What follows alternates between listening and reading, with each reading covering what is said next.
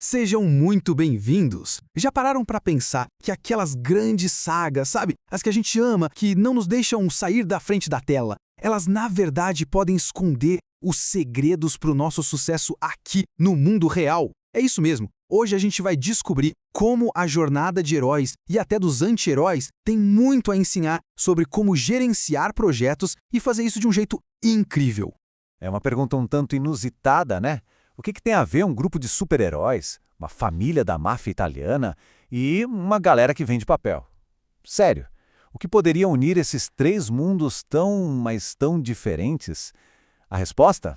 Olha, é bem mais interessante do que parece. No fundo, a resposta é essa aqui. São todos os projetos complexos, só que disfarçados. Pensa bem, juntar uma equipe para salvar o universo é um projeto. Consolidar o poder de uma família no submundo também é um projeto. E sobreviver às loucuras de uma empresa de papel, com certeza é um projeto.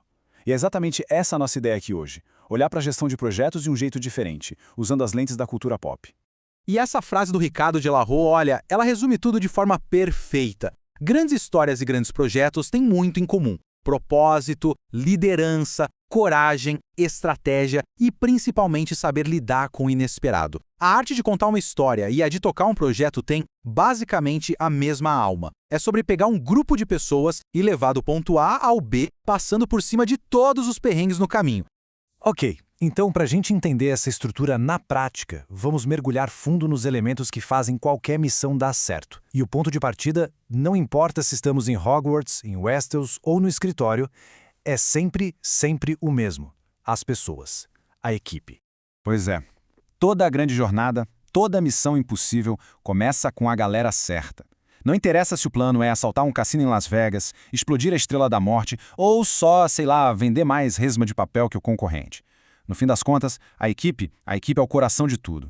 No mundo dos negócios, tem um nome chique para isso, gestão de stakeholders. Parece complicado, né? Mas é algo que os grandes líderes das nossas sagas favoritas fazem por instinto. É basicamente saber quem é quem no jogo, quem está do nosso lado, quem é rival, quem está só olhando e até quem está ali agindo por debaixo dos panos. E o mais curioso é que, se a gente para pensar, o jogo não muda tanto assim. Lidar com as grandes casas de Westeros, cheias de alianças que quebram a qualquer momento e traições, não é tão diferente de sobreviver à política de um escritório, vai. Sempre vai ter gente com interesses próprios que precisam ser, digamos, administrados. E aqui tem um exemplo perfeito de um ponto super importante. Uma equipe de sucesso não é sobre ter os melhores jogadores individuais, mas sim a melhor combinação de talentos. Pega o trio de ouro de Harry Potter, por exemplo. Nenhum deles conseguiria passar por tudo aquilo sozinho, né? Foi a inteligência da Hermione com a estratégia do Rony e a coragem do Harry que fez o time funcionar. E como o próprio Dumbledore disse, são as nossas escolhas que mostram quem realmente somos. Então, o ponto central aqui é esse. Montar um time é sobre fazer as escolhas certas para criar esse equilíbrio perfeito, essa sinergia. Entender que 1 mais 1 pode ser 3 quando as habilidades se complementam. Tudo bem? Montamos a equipe dos sonhos, mas mesmo com o melhor time do universo, uma hora o caos aparece. E é aí que o jogo vira. A grande diferença entre o sucesso e o fracasso total está em como a gente lida com o que não estava no script.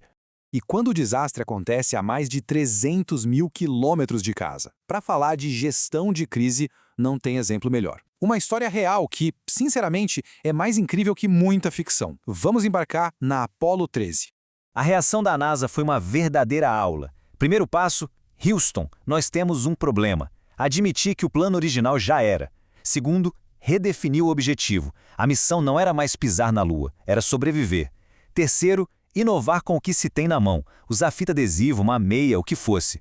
E quarto, executar com uma precisão absurda. Aquela história de encaixar a peça quadrada no buraco redondo é o maior exemplo de criatividade na hora do aperto. Agora, para o outro lado da moeda, vamos ver o que acontece quando os riscos são ignorados.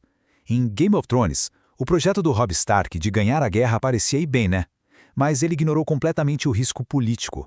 Ele quebrou um acordo essencial com o stakeholder-chave, o Walder Frey, e não tinha nenhum plano de contingência. O resultado? O Casamento Vermelho. Um dos maiores e mais trágicos fracassos de projeto que a gente já viu. Beleza. Já falamos sobre a importância da equipe e sobre como gerenciar o caos. Agora, vamos falar da missão em si. Como a gente, de fato, faz a coisa acontecer. A estratégia que a gente escolhe, bom, ela é simplesmente tudo. E não tem fórmula mágica, não tem um jeito único que sirva para tudo. De um lado, o ataque à Estrela da Morte em Star Wars foi o que a gente chama de sprint ágil, uma missão rápida, super focada. Do outro, a caça às Horcruxes em Harry Potter. Isso já foi um projeto cascata, de longo prazo, dividido em fases, uma coisa dependia da outra, duas estratégias completamente diferentes, mas cada uma perfeita para a sua situação. Então, a gente viu como as histórias que amamos estão cheias de lições valiosas sobre montar equipes, lidar com riscos e executar planos. Mas a pergunta que fica, a mais importante é, como a gente aplica tudo isso nos nossos próprios projetos no dia a dia? Vamos resumir os pontos principais. Primeiro, monte a sua Sociedade do Anel. Pense em equipes com habilidades que se completam. Segundo, planeje para evitar o seu casamento vermelho, ou seja, identifique e gerencie os riscos antes que a coisa fique feia. E terceiro, escolha a sua estratégia. Vai ser uma corrida à Estrela da Morte, rápida e focada, ou uma jornada em fases? A escolha tem que fazer sentido para a missão.